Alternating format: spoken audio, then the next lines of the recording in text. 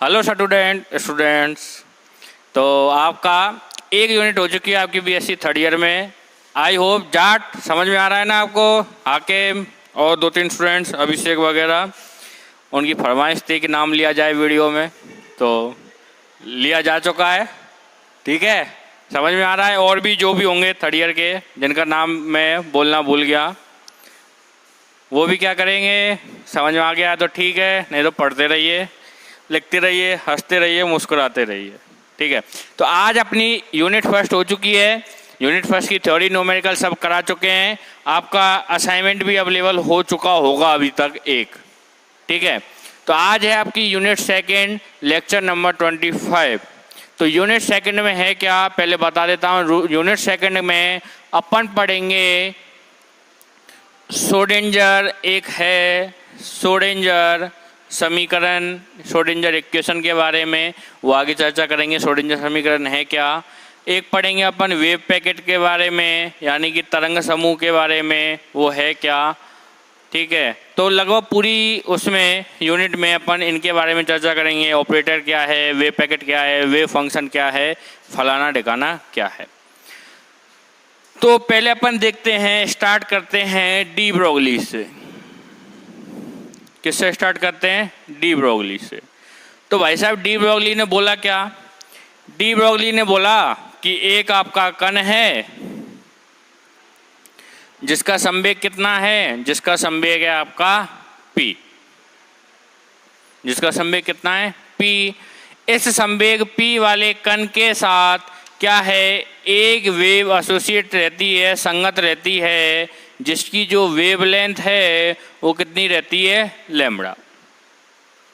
ये de Broglie जी ने बताया कि ये कण है, कण के साथ क्या है, वेव जुड़ी हुई है। जहाँ कण जाएगा वहाँ पे आपको तरंग मिल जाएगी। अगर आप कण देखना चाहते हो तो कण दिखेगा, तरंग देखना चाहते हो तो तरंग दिखेगा। मैंने आपको बोला हुआ है कि ये क्या कहलाती है, अपनी dual nature of A radiation. और डी ब्रोगली ने बताया कि आपके जो द्रव्य पदार्थ होते हैं, एक तो विकिरण का होता है, प्रकाश वगैरह, ये क्या है आपकी विकिरण, उसकी भी क्या रहती है आपकी डुअल नेचर। एक होते हैं आपके द्रव्य पदार्थ, द्रव्य पदार्थ यानी कि मैटर,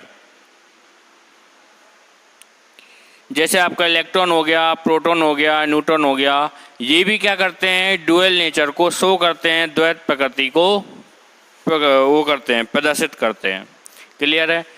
तो क्या हुआ कि डी ब्रोगली ने बोला कण है, कण के साथ क्या है, तरंग जुड़ी हुई है, वेवलेंथ लैम्बडा है, संवेग p है। रिलेशन क्या रहता है अपने को पता है, लैम्बडा इक्वल टू h/p, जहाँ लैम्बडा क्या है यहाँ पे डी ब्रोगली वेवलेंथ, और p क्या है, जिस कण का संवेग है उस कण के साथ, जिस कण के साथ जुड़ी हुई है उसका क्या है, ये संवेग है।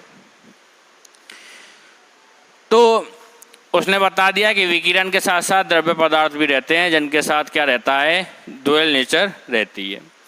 तो क्या है, जहाँ कण होगा वहाँ तरंग होगी।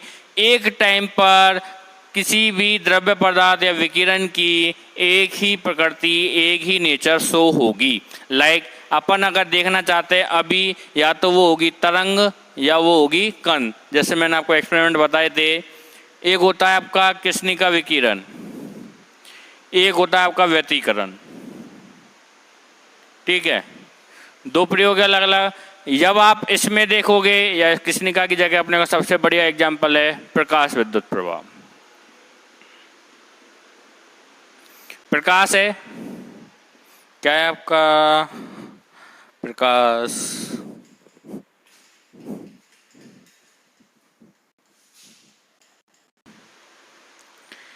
प्रकाश विद्युत प्रवाह में अपना क्या है, प्रकाश है वो किसकी तरह बिहेव करता है, कण की तरह। जबकि व्यतिकरण है, सेम प्रकाश है, सेम लाइट है, किसकी तरह बिहेव करेगी, वो बिहेव करेगी आपकी तरंग की तरह, वेव की तरह। तो एक ही लाइट है, एक टाइम पे कण की तरह, एक टाइम पे तरंग की तरह। तो क्या होगा, एक साथ कभी भी ये डुअल नेचर शो नहीं करता। डुअल नेचर होती है लेकिन डुअल नेचर शो नहीं करता है। ठीक है, ये बात आप ध्यान में रख लेना। तो ये हो गया अपना डी ब्रोगली का परिकल्पना, या डी ब्रोगली की हाइपोथेसिस या सिद्धांत, जो भी कुछ आप बोलना चाहो, ये आपकी इक्वेशन।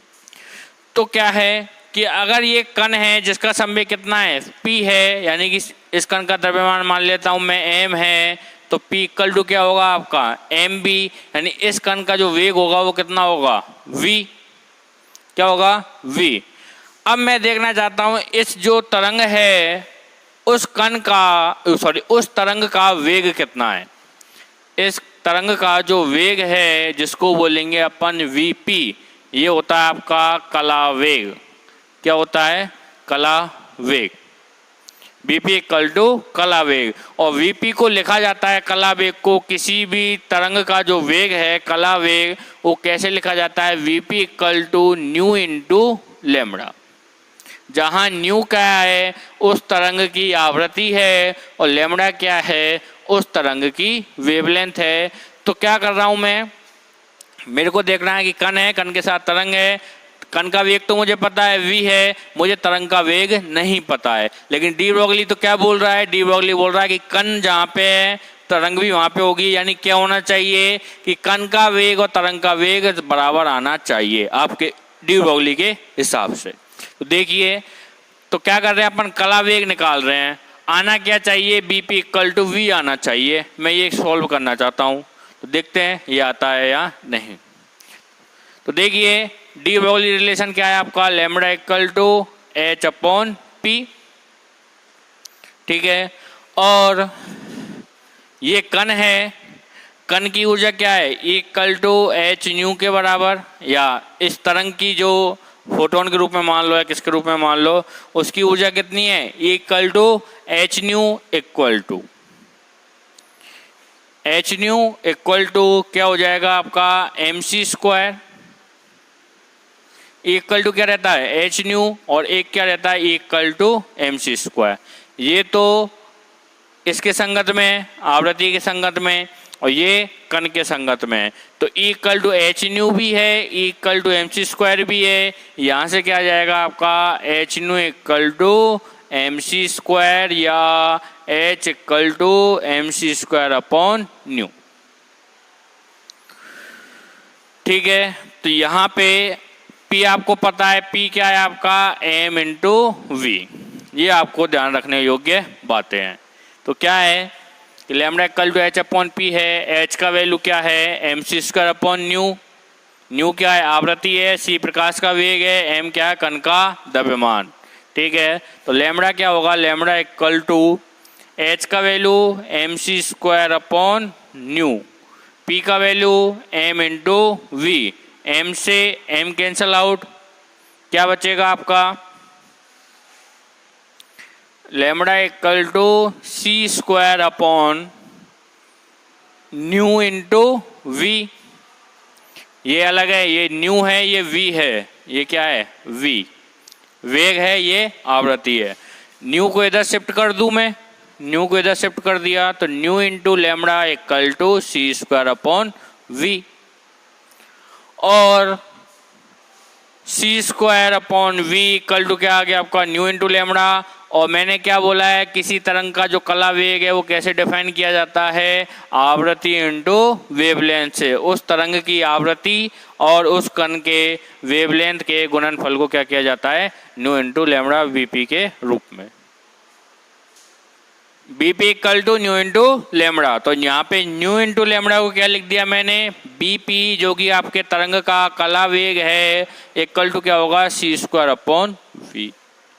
और अपन जानते हैं किसी भी कण के लिए, किसी भी कण के लिए v always less than c, किसी भी कण का जो वेग है वो प्रकाश के वेग से क्या रहता है, कम रहता है, ये अपन जानते हैं। तो यहाँ पे देखना, अगर v का मान c से कम है तो v का मान c स्क्वायर से भी कम होगा, या ऐसे बोल लो c ग्रेटर देन v है, c स्क्वायर क्या होगा ग्रेटर देन v होगा। अगर c ग्रेटर देन v है तो c square greater than v होगा। और c कितना होता है आपका 3 × 10⁸ मीटर पर सेकेंड। तो देखिए किसी भी कण के लिए क्या होगा, v लेस देन c होगा। तो यहाँ से अगर मैं देखना चाहूँ तो vp is less than v हो जाएगा, होगा नहीं होगा, sorry, VP greater than C हो जाएगा। सी स्क्वायर अपॉन V है, ठीक है, तो C स्क्वायर में V का भाग दीजिए, क्या मिलेगा, लगभग C स्क्वायर मिल जाएगा। यानी VP यानी किसी भी तरंग का जो कला वेग होगा, कौन सी तरंग, जो कि इस कण के साथ क्या है, संगत है, जुड़ी हुई है, एसोसिएट है, उस तरंग का जो कला वेग होगा वो क्या हो जाएगा, प्रकाश के वेग से ज़्यादा हो जाएगा। इसका मतलब क्या है कि कण का वेग तो कितना है आपका V, कण का वेग तो कितना है V, ये कण है और ये तरंग आ रही है, इसके साथ है, बिल्कुल अटैच है तरंग, इसका वेग कितना हो गया, C से भी ज़्यादा हो गया। मतलब क्या होगा, डी ब्रोगली तो बोल रहा है साथ साथ में रहती है, लेकिन ये क्या अपना क्या आ गया कि जो तरंग है उसका वेग प्रकाश के वेग से भी ज़्यादा है, प्रकाश के वेग से ज़्यादा है, यानी तरंग जिस कण के साथ एसोसिएट है उससे भी ज़्यादा है। यानी एक टाइम पर क्या होगा कि ये तरंग इस कण को पीछे छोड़कर आगे भाग जाएगी, जा बेवफा जा, ये हो जाएगा अपना, ठीक है। क्या होगा कि कण आपका तरंग का वेग ज़्यादा है, तो एक टाइम पे क्या होगा कि ये कण है, अभी तो ऐसे है, एक टाइम के बाद क्या होगा, इसके बराबर आएगी, और एक टाइम के बाद क्या होगा, ये कण यहाँ रह गया और तरंग आगे भाग गई, ऐसे ही होगा ऑब्वियसली। ये इसका वेग V है, इसका वेग ग्रेटर देन C है, ये V है ग्रेटर देन C है, जो कि डी ब्रोगली की परिकल्पना के अनुसार सत्य नहीं है। क्योंकि क्या बोला है डी ब्रोगली ने कि एक कण है तो कण के साथ हमेशा एक तरंग एसोसिएट रहती है, लेकिन ये क्या बोल रहा है कि जिसका कला वेग है तरंग का, जिस कण के साथ जुड़ी हुई है, वो प्रकाश के वेग से ज़्यादा है। एक टाइम के बाद क्या होगा कि वो कण को छोड़कर आगे चली जाएगी तरंग, यानी क्या होगा, उस तरंग के साथ वो कण उस कण के साथ वो तरंग एसोसिएट नहीं है, यानी कि डी ब्रोगली का सिद्धांत यहाँ पे फेल हो जाएगा। लेकिन ऐसा नहीं है, डी ब्रोगली ने आगे बोला कि वेव पैकेट के बारे में, तो डी ब्रोगली का आपका ये तरंग वाला सिद्धांत फेल हुआ कि मतलब यहाँ पे यदि मैं एक कण के साथ एक तरंग की परिकल्पना करता हूँ तो उस तरंग का जो कला वेग है वो उस कण के वेग से ज़्यादा हो जाएगा, यानी एक टाइम के बाद वो तरंग उसको कण को छोड़कर चली जाएगी, यानी कि ये पॉसिबल नहीं है। फिर क्या हुआ कि ये सारे सिद्धांत वगैरह सब गलत हुए। क्या हुआ, अब डी ब्रोगली ने तरंग ना मानकर क्या माना, तरंग पैकेट। क्या बोल रहा हूँ मैं, अब जो डी ब्रोगली ने जो बात की वो बात की तरंग पैकेट की, तरंग समूह की, तरंग समूह वेव पैकेट की, कि एक कण के साथ एक तरंग ना होकर तरंगों का समूह है, बहुत सारी तरंगे हैं, कितनी भी, एक हो दो हो सकती है, चार हो सकती है, पांच हो सकती है, 10,000 हो सकती है, 20,000 हो सकती है, कितनी भी हो सकती है। क्या है, तरंगों का समूह। जैसे ये कण है आपका, तो कण के साथ क्या है, कण के साथ क्या है, तरंग समूह जुड़ा हुआ है, जिसको बोलते हैं अपन वेव पैकेट। और ये तरंग समूह किससे मिलके बना होता है, ये तरंग समूह विभिन्न तरंगों से मिलके बना होता है, विभिन्न तरंगों के कह सकते हैं आप अध्यारोपण से। तरंगों का अध्यारोपण क्या डिफाइन करेगा अपने को, वेव पैकेट, ठीक है। यानी कि ये आपका कण है, कण के साथ क्या है, एक तरंग, दूसरी तरंग, तीसरी तरंग, चौथी तरंग, 5, 6, कितनी सारी भी तरंगे हैं। इन तरंगों का समीकरण मान लो y1, y2, y3, y4, y5, y6। जो तरंग पैकेट बनेगा वो क्या मिलेगा आपको, y = y1 + y2 + y3 + y4 + y5 + so on. व्यतिकरण पढ़ चुके हो आप। व्यतिकरण क्या होता है, जो जब दो तरंगे विपरीत दिशा में या समान दिशा में जाए तो उन दोनों तरंगों का क्या होता है, अध्यारोपण होता है, कहीं संपोषी होता है, कंस्ट्रक्टिव इंटरफेरेंस होता है, कहीं विनाशी यानी कि डिस्ट्रक्टिव इंटरफेरेंस होता है। वो बात यहाँ पे आप व्यतिकरण में पढ़ चुके हो। तो सेम यहीं पे है कि बहुत सारी तरंगें आ रही है, बहुत सारी तरंगें, और उन तरंगों को क्या कर दिया मैंने, अध्यारोपित कर दिया। एक साथ सपोज करना ये 5 तरंगें, ये 5 तरंगें आ रही है ऐसे, और वो क्या कर दिया, उनको एक साथ जोड़ दिया। तो आपकी क्या मिल गई, केवल एक तरंग, या जिसको बोलते हैं अपन तरंग समूह मिल गया, तरंग पैकेट मिल गया। ठीक है, इस तरंग पैकेट को डिफाइन कैसे किया जाता है, तरंग पैकेट क्या होता है, तरंगों का अध्यारोपण, विभिन्न तरंगों का अध्यारोपण द्वारा तरंग पैकेट का निर्धारण किया जाता है, और जिसका मान डेल एक्स स्थिति में, जैसे सपोज करना एक तरंग आपकी इस प्रकार है, ठीक है, ये मान लिया y1।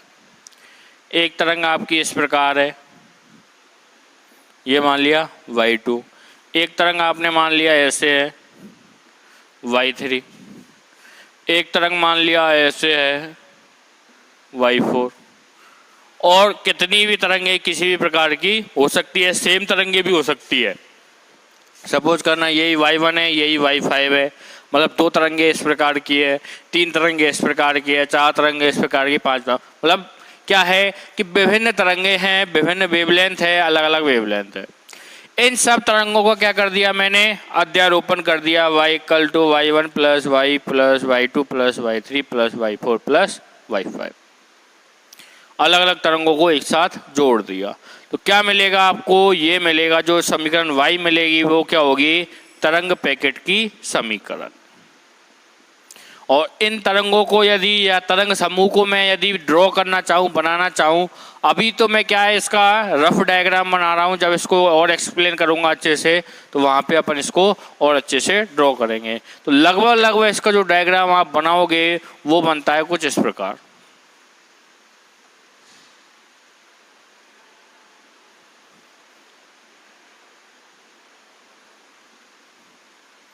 इस प्रकार यहाँ से चला, ये गया ऊपर, ये इधर गया, ये ऐसे। तो ये अपना एक तरंग पैकेट को क्या करेगा, ये डिफाइन करेगा, ये वाली समीकरण। और ये कहाँ से कहाँ तक ये डिस्ट्रीब्यूट होगा, डेल एक्स तक। अगर यहाँ से कट रहा है फिर भी देख लेना कि इसी का यहाँ पे जैसे ऐसे आया तो यहाँ पे भी क्या उधर की साइड ही डिक्रीज होता जा रहा है। ठीक है, तो ये किस स्थिति में या किस एरिया में या किस लेंथ में समाहित है, निहित है, कंसिस्ट है, डेल एक्स में।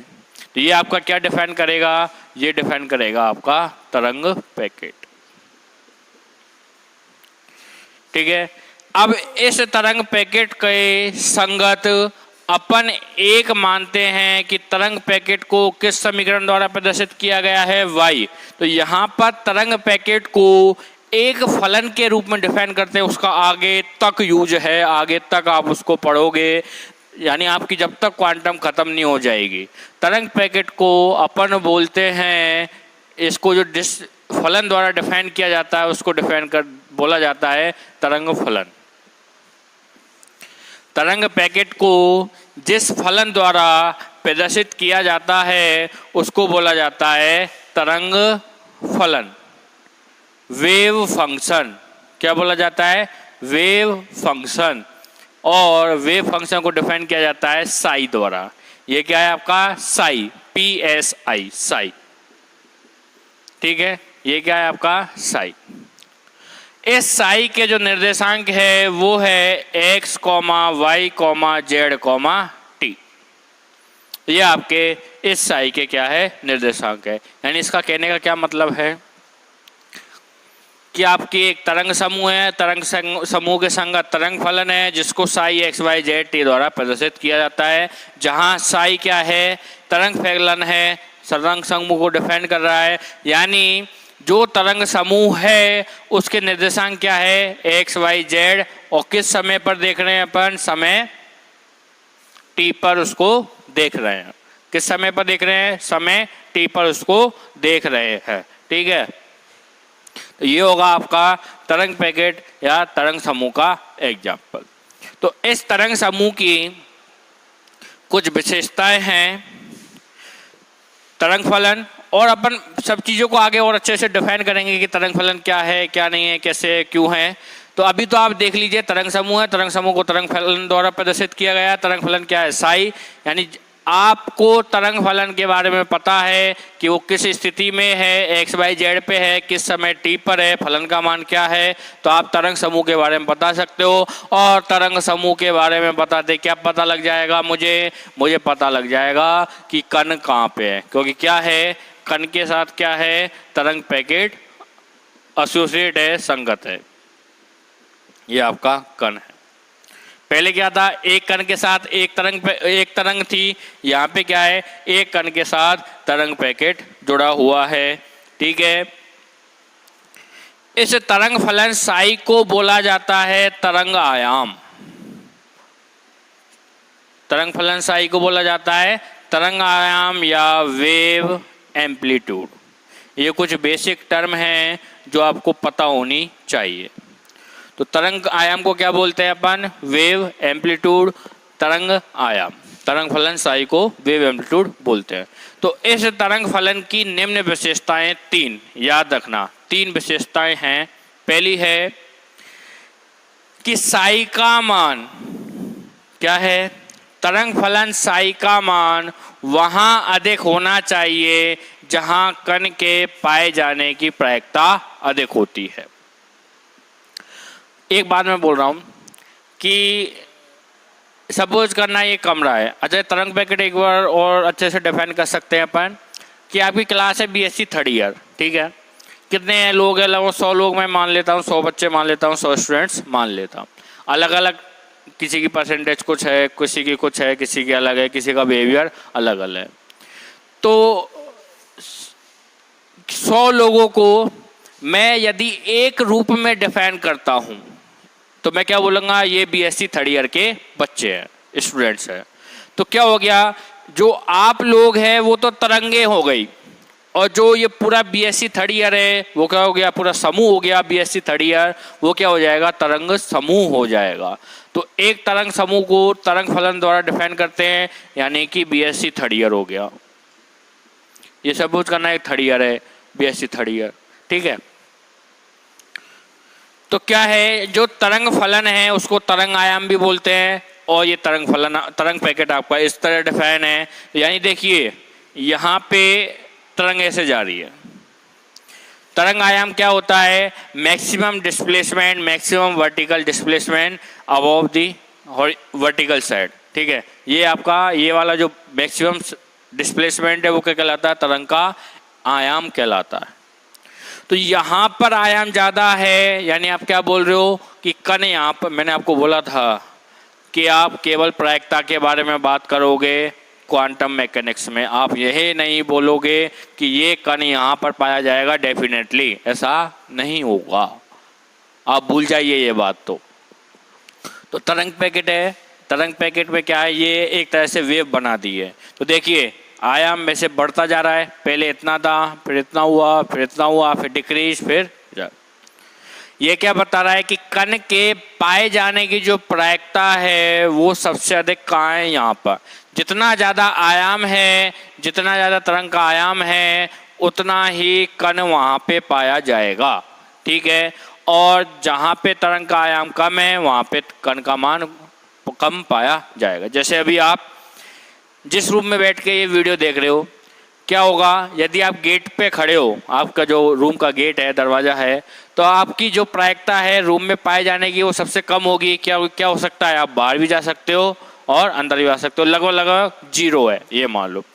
अब आप अंदर की साइड आते जा रहे हो, रूम से एंटर किए, अंदर आते जा रहे हो, अब पहुंच गए आप रूम के बीचों बीच, बिल्कुल मध्य में। क्या बोलेगा, कोई भी बोल देगा कि हाँ ये डेफिनेटली इस रूम में है, कन्फर्म है।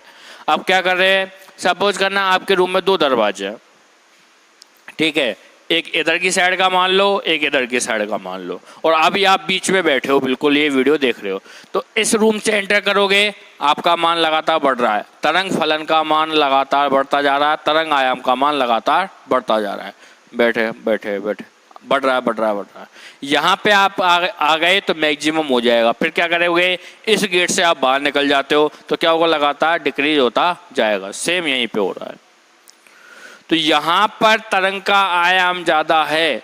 आप जिस जगह पे बैठे हुए बीच में, बिल्कुल मान रहा हूँ मैं बीच में, तो वहाँ पर सपोज करना आपकी कुर्सी लगी होगी या गद्दा लगा होगा, कुछ भी लगा होगा, तो वहाँ पे बैठे हुए हो, आप आराम से बैठे हुए हो, यानी वहाँ पर आपके पाए जाने की प्रायिकता सबसे अधिक है, वहाँ पर तरंग का आयाम सबसे ज़्यादा है।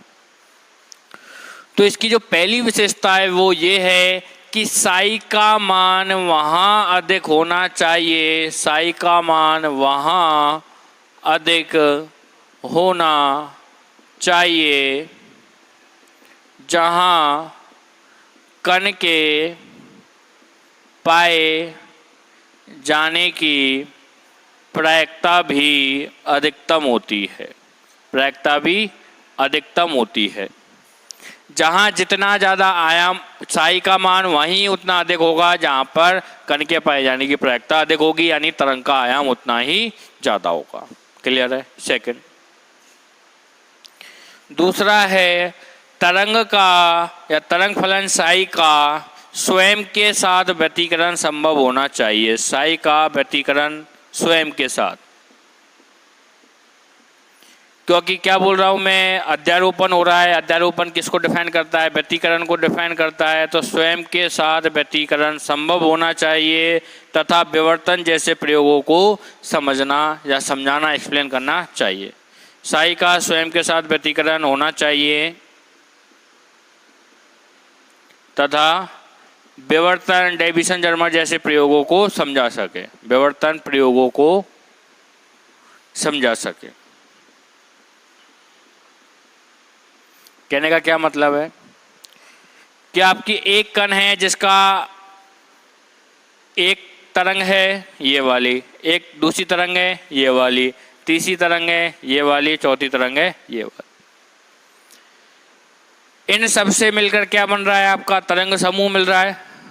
क्या मिल रहा है, आपका तरंग समूह मिल रहा है, जिसका तरंग फलन कितना है, साई। तो मैं बोल रहा हूँ इस कण, इस जो ये वाली तरंग है उसका तरंग फलन कितना है, साई 1, इसका साई 2, साई 3, साई 4। तो जो मैं साई को लिखूंगा, साई क्या है, व्यतिकरण को डिफाइन कर रहा है, यानी साई का अध्यारोपण हो रहा है psi equal to psi 1 plus psi 2 plus psi 3 plus psi 4 के बराबर। अगर 4 तरंग है तो कुछ ऐसे अपन डिफाइन कर देंगे।